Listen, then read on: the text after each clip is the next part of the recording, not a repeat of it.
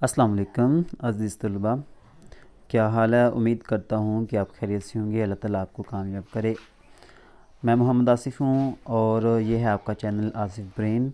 और आज की वीडियो में हम डिस्कस करेंगे 1429 कोड 5405 कोड बिज़नेस मैथमेटिक्स का चैप्टर नंबर 2 और चैप्टर नंबर 2 की एग्ज़ाम्पल नंबर 10 और 11 डिस्कस करेंगे। एग्ज़ाम्पल नंबर 10 में इंशाल्लाह और 11 में ये बहुत कुछ आपको सीखने को तो नहीं मिलेगा, लेकिन रिवीजन को मिलेगा, क्योंकि अगर आपने 9 एग्जांपल्स कर ली हैं पहली, जो कि ऑलरेडी मैंने वीडियो में डिस्कस कर ली हैं, अगर तो वो आपने कर ली हैं तो फिर तो आपके लिए कोई प्रॉब्लम नहीं है इनमें। ठीक है, बिल्कुल सेम ही है। तो देखते हैं इनमें। एग्जांपल नंबर 10 है, इसमें स्नोफॉल्स दिए हुए हैं। क्या? Number of major snowfalls. ठीक है, आपके पास स्टेटमेंट लिखी हुई आएगी, क्वेश्चन लिखा हुआ आएगा। मैंने यहाँ पे क्वेश्चन लिखा, जस्ट उनको सॉल्व किया है। तो हमारे पास जो स्नोफॉल्स हैं वो हमारे पास दी हुई हैं 0 से लेकर 6 तक। ठीक है, और साथ में उनकी फ्रीक्वेंसी भी टेबल में दी होगी, ये वाली। ठीक है, ये सारी चीज़ें आपको गिवन होंगी। ओके, हमने क्या करना है, हमने पहले नंबर पे जो ए पार्ट है उसमें पूछा गया है कि इसकी प्रोबेबिलिटी डिस्ट्रीब्यूशन फाइंड आउट करें। क्या फाइंड आउट करना है? Probability distribution. यहाँ पे याद रखना है, यहाँ पे जो मैं वर्ड बोल रहा हूँ प्रोबेबिलिटी डिस्ट्रीब्यूशन, ये तकरीबन हर क्वेश्चन में आता है। चैप्टर नंबर 2 के जितने भी क्वेश्चन हैं उसमें मोस्टली ये क्वेश्चन तो लाजमी पूछा जाता है। ठीक है, प्रोबेबिलिटी डिस्ट्रीब्यूशन तो आपको पता होना चाहिए कि ये कैसे निकालते हैं, और है भी बहुत आसान। आपने क्या करना है, ये जो फ्रीक्वेंसी है इन सब को आपने ऐड करना है, और ऐड करेंगे इन सब को तो हमारे पास आंसर आता है 60। ठीक है, इन सभी को ऐड कर लेना आपने, तो 60 आंसर आएगा। ओके, फ्रीक्वेंसी को आपने ऐड करना है। क्लियर है? अब आपने सबसे पहले जो ना वो डिस्ट्रीब्यूशन निकालनी है ज़ीरो की। तो आपने probability at zero at X is equal to zero, तो इसकी प्रोबेबिलिटी निकालनी है। तो आपको पता है यहाँ पे उसकी फ्रीक्वेंसी कितनी दी हुई है, 3 है, और टोटल कितना है, 60 है। इनको डिवाइड कर देना आपने और हमारे पास आंसर आ जाएगा। बिल्कुल सेम ऐसे ही आप लोगों ने जब प्रोबेबिलिटी 1 की निकालनी है, probability at X is equal to 1, तो हमारे पास क्या आएगा, 5/60 आंसर आ जाएगा 0.08। ओके, और इसी तरीके से जब आप probability at X is equal to 2 निकालेंगे तो हमारे पास 10 है, 10/60 आ जाएगा और आंसर आएगा हमारे पास 17।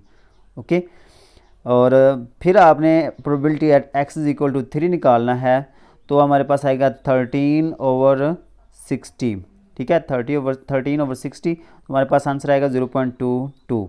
ओके, उसके बाद probability at X is equal to 4 निकालना है, तो 8/60 आंसर आएगा 0.13। Probability at X is equal to 5, तो हमारे पास आएगा 16/60। ये 16 है, इसको आप ये डिवाइड करना है 60 पे। ठीक है, इसी तरीके से at X is equal to 6, X is equal to 6 probability निकालेंगे तो हमारे पास आएगा 5/60। ये 5 यहाँ पे गिवन है। ठीक है, तो हमारे पास आएगा 0.08। आई होप कि आप लोगों को प्रोबेबिलिटी डिस्ट्रीब्यूशन फाइंड आउट करना आ गया होगा। क्वेश्चन कोई भी आ जाए, आप लोग डिस्ट्रीब्यूशन जो ना वो इजीली फाइंड आउट कर सकते हैं। ठीक है, तो याद रखना है, आप लोगों को पता चल गया होगा कि प्रोबेबिलिटी डिस्ट्रीब्यूशन जो ना वो कैसे फाइंड आउट की जाती है। इंपॉर्टेंट क्वेश्चन है, इंपॉर्टेंट पार्ट है, क्योंकि आपके पास बेहतरीन ऑप्शन यही होता है, जब भी अगर चैप्टर नंबर 2 में से क्वेश्चन आएगा तो प्रोबेबिलिटी डिस्ट्रीब्यूशन लाजमी उसमें ऐड होगा। ठीक है, तो इसको आपने याद रखना है। उसके बाद हम बात करते हैं दूसरे नंबर पे। वो कहता है कि प्रोबेबिलिटी फाइंड आउट करें मोर देन 2 स्नोफॉल्स की, मोर देन 2 स्नोफॉल्स। अब अगर हमारे पास जो स्नोफॉल्स हैं वो 2 से ज़्यादा हैं, उनकी हमने प्रोबेबिलिटी फाइंड आउट करनी है, उनका टोटल निकालना है। तो 2 से बड़ी हमारे पास कौन सी है, 3 है, 4 है, 5 है, 6 है, इनकी निकालनी है। तो प्रोबेबिलिटी ग्रेटर देन 2 से मुराद क्या है, 2 स्नोफॉल्स। इससे बड़ी जो प्रोबेबिलिटी है वो x इज इक्वल टू 3 उसकी, plus x is equal to 4 plus x is equal to 5 plus probability of x is equal to 6। तो इनके जो हमने यहाँ पे आंसर्स निकाले हैं वो यहाँ पे आपने लिख लेने हैं। ओके, कैसे? Probability at x is equal to 3 है ना, इसका आंसर यहाँ पे देखिएगा। ठीक है, x इज इक्वल टू 3 यहाँ पे इस लाइन में तो यहाँ पे देखिएगा ये कितना आंसर आता है 0.22, वो मैंने यहाँ पे लिख दिया। उसके बाद x = 4 है, इसकी प्रोबेबिलिटी 0.13 है, वो भी यहाँ पे लिख दिया है। 5 है, इसकी प्रोबेबिलिटी 0.27 है, वो भी लिख दिया है। 6 है, उसकी प्रोबेबिलिटी 0.08 है, वो भी मैंने लिख दिया। इन सब को किया है ऐड। जब आप इनको ऐड करेंगे तो हमारे पास आंसर आएगा 0.70, ठीक है, 0.70। अब अगर इसकी परसेंटेज निकालें तो 70% बनेगा, मतलब 100 से मल्टीप्लाई करेंगे ना तो ये हमारे पास परसेंटेज आ जाएगी।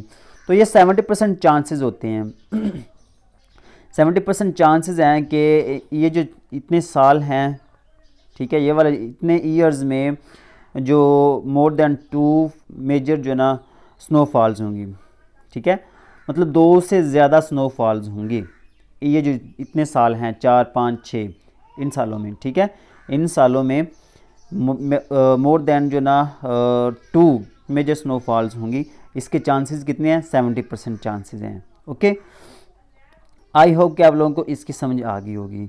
अब इसके बाद हम बात करते हैं सी पार्ट की। तो सी पार्ट में वो कहता है कि प्रोबेबिलिटी आपने फाइंड आउट करनी है किसकी? 3 और लेस स्नोफॉल्स। इसको आपने ध्यान से गौर से समझना है कि इसमें क्या कहा गया है। वो कहता है या तो 3 हो या फिर लेस देन 3 हो। 3 भी इंक्लूड है और लेस देन 3 जो स्नोफॉल्स हैं वो भी इंक्लूड करनी है आपने। तो इसको मैं यूँ लिखूँगा, प्रोबेबिलिटी इज़ लेस देन, नीचे लाइन लगी है उसका मतलब है equal, probability less than equal to 3। इसकी प्रोबेबिलिटी हमने फाइंड आउट करनी है लेस देन इक्वल टू 3। 3 भी इंक्लूड है, उससे जो छोटी हैं उनको भी आपने इंक्लूड करना है। तो इसमें क्या आएगा? प्रोबेबिलिटी लेस देन 3, इसको हम 3 भी इंक्लूड होगा, 2 भी, 1 भी और 0 भी, ठीक है। ये आपने यहाँ पे लिख लेने हैं, 3 और 3 से छोटे, 0 से नीचे नहीं जाना आप लोगों ने, क्योंकि हमारे पास जो वैल्यू दी हुई है वो हमारे पास ये देखिएगा ये 0 तक दी हुई है। 3 भी लेना, 2 लेना, 1 लेना और 0 लेना है। अब ये जो 4 वैल्यूज़ हैं आपने इनकी ये जो 4 वैल्यूज़ हैं ये ले लेनी है। ओके, इनको आपने करना है ऐड। क्या करना है? ऐड। वो मैं यहाँ पे ऐड कर दूँगा। ये जो 4 वैल्यूज़ हैं, एक ये वाली, एक ये वाली, एक ये वाली, एक ये चारों को मैंने ऐड किया तो 0.50। अब अगर इसको 100 से मल्टीप्लाई करेंगे तो हमारे पास आएगा 50% चांसेस हैं कि इन सालों में हमारे पास जो स्नोफॉल होगी वो 3 और लेस देन 3 होगी, ठीक है, 3 के इक्वल होगी, 3 टाइम होगी या लेस देन 3 होगी, ठीक है मतलब एक साल में 3 स्नोफॉल्स होंगी या इससे कम होंगी, इससे ज़्यादा नहीं होंगी। ये तो थी एग्जाम्पल नंबर 10, इम्पोर्टेंट थी ये वाली एग्जाम्पल, ठीक है अब बात करते हैं एग्जाम्पल नंबर 11 की। अब ये जो एग्जाम्पल नंबर 11 है एक्चुअली ये पार्ट है एग्जाम्पल नंबर 6 का। एग्जाम्पल नंबर 6 अगर आपने सॉल्व कर ली है तो वेल डन, नहीं की तो आपको नीचे डिस्क्रिप्शन में लिंक मिल जाएगा, आप वहाँ पे देख लीजिएगा। ओके, तो एग्जाम्पल नंबर 6 का जो डाटा था जो मैंने सॉल्व की थी वो इतना पार्ट था, ठीक है, ये मैंने ऑलरेडी पहले सॉल्व किया हुआ है। ओके, ये मैंने सॉल्व करवा दिया था पिछली वीडियो में, लेकिन दोबारा मैं यहाँ पे अगेन करवा देता हूँ। वो कहता है कि हमारे पास 3 कॉइन है वो टॉस किए गए हैं। जब अब हमारे पास 3 कॉइन टॉस किए गए हैं तो हमारे पास उसका सैम्पल स्पेस क्या बनेगा? सैम्पल स्पेस आएगी कि 3 दफ़ा जो ना वो हेड हो सकता है, 2 दफ़ा हेड होगा और 1 दफ़ा टेल होगा, 2 दफ़ा हेड होगा, 1 दफ़ा टेल होगा, 1 दफ़ा हेड होगा, 2 दफ़ा टेल होगा। इस तरीके से इनको आपने लिख लेना है, ठीक है। नीचे बिल्कुल आपने वैसे ही लिखना है जिस तरह ऊपर लिखा हुआ। ऊपर 3 दफ़ा हेड है, नीचे 3 दफ़ा क्या आएगा? टेल आएगा। ऊपर 2 दफ़ा हेड है, नीचे आपने 2 दफ़ा टेल कर देना है। ऊपर टेल 1 है, नीचे हेड 1 कर देना है। बिल्कुल ऊपर वाले का रिवर्स कर देना आप लोगों ने। ओके, अब यहाँ पे आपने देखना ये है कि जहाँ हेड कितने हैं, ऊपर वाले में हेड 3 है, यहाँ पे 2 हैं, यहाँ पे भी हेड 2 हैं, यहाँ पे भी हेड 2 हैं। यहाँ पे टेल 3 है, हेड नहीं है, तो हेड नहीं है तो इसकी जगह पे हम 0 लिखेंगे, ठीक है। उसके बाद यहाँ पे 1 हेड है, यहाँ पे भी 1 हेड है, यहाँ पे भी 1 हेड है। एच लिखा हुआ है, एच से मुराद है हेड। ओके, अब इसके बाद आप लोगों ने क्या करना है, ये इनको आपने लिख लेना है। ये 0 है, 0 से स्टार्ट हो रहा है, 1 2 और 3, ये 3 नंबर हैं, 0 1 2 3, ये 4 नंबर आपने लिख लेने हैं, ठीक है, सैम्पल पॉइंट के तौर पे। इसको हम कहते हैं सैम्पल पॉइंट। अब आपने देखना ये है कि ये कितनी दफ़ा आए हैं। अगर 0 है तो ये 0 कितनी दफ़ा आया? 1 दफ़ा आया, तो यहाँ पे 1 लिखेंगे। और 1 कितनी दफ़ा आया? 1 कितनी दफ़ा आया? 1 2 और 3, ये 3 दफ़ा आया तो यहाँ पे 3 लिखेंगे, सॉरी यहाँ पे 3 लिखेंगे, ठीक है। और अगर यहाँ पे आगे आ गया 2, तो 2 यहाँ पे कितनी दफ़ा आया है, 3 दफ़ा लिखा है, तो यहाँ पे 3 लिख देंगे, ओके। उसके बाद 3 कितनी दफ़ा आया, 1 दफ़ा आया, तो यहाँ पे 1 लिख देंगे। आई होप कि आप लोगों को समझ आ गई होगी। अब देखिएगा, अब यहाँ पे इन सब को आपने ऐड कर लेना है। ऐड करेंगे तो आएगा हमारे पास 8, ओके। अब इसके बाद इनकी निकालनी है probability distribution, probability find out करनी है। प्रोबेबिलिटी कैसे फाइंड आउट करेंगे, probability at X is equal to 0, जो कि पिछले क्वेश्चन में भी हमने किया था कि ये 1 है, 1 ओवर नीचे लिख देना 8, 1 ओवर 8, यह आ जाएगा 3 ओवर 8, यह आ जाएगा ये भी 3 ओवर 8 और ये 1 ओवर 8, ठीक है। उसके बाद अब जो क्वेश्चन में पूछा गया वो ये है डिस्ट्रीब्यूशन फंक्शन। ये भी आपके लिए इम्पोर्टेंट पॉइंट है, ठीक है, इम्पोर्टेंट पॉइंट। यहाँ पे उसने क्या पूछा है, डिस्ट्रीब्यूशन फंक्शन पूछा गया है।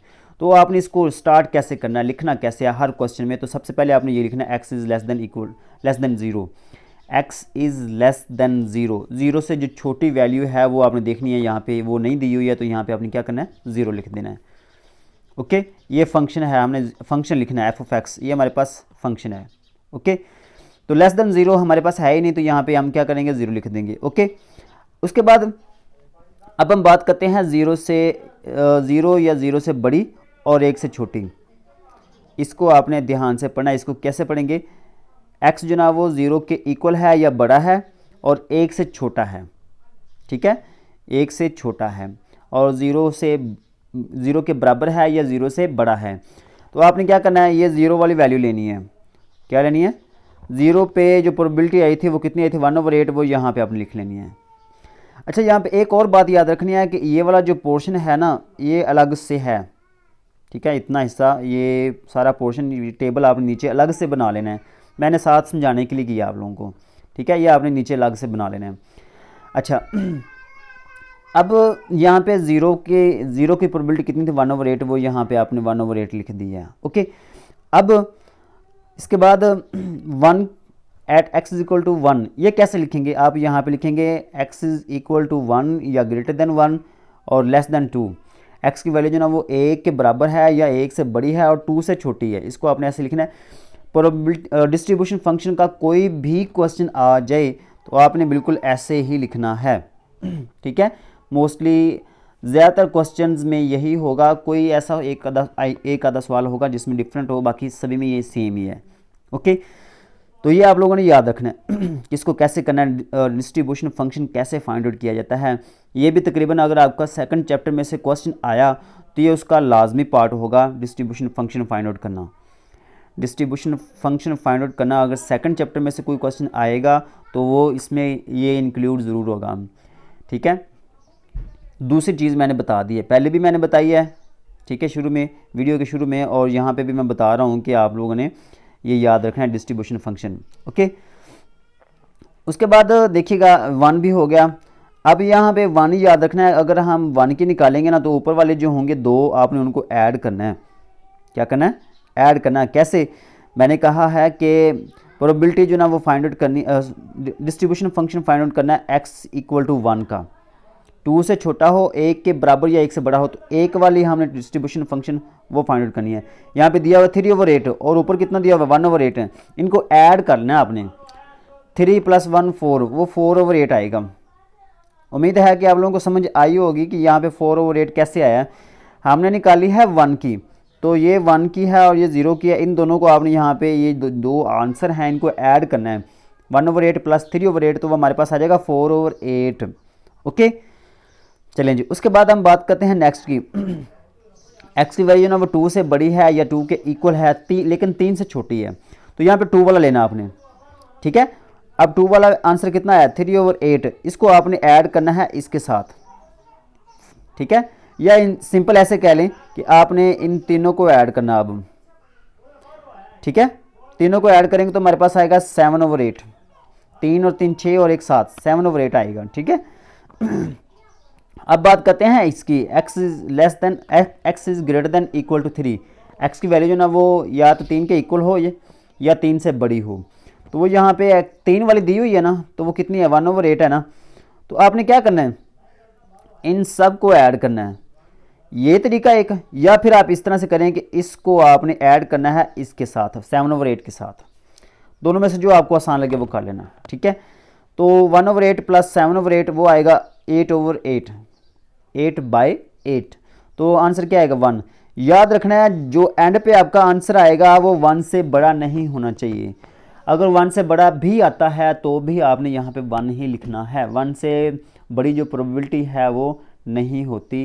तो याद रखना है इस चीज़ को कि यहाँ पे आपने 1 ही लिखना है, 1 से बड़ी वैल्यू नहीं लिखनी। That is very simple, important point है ये आपके लिए, ठीक है। आई होप कि आप लोगों को क्वेश्चन की समझ आई होगी। मिलते हैं नेक्स्ट वीडियो में, तब तक के लिए अल्लाह ने गेबान।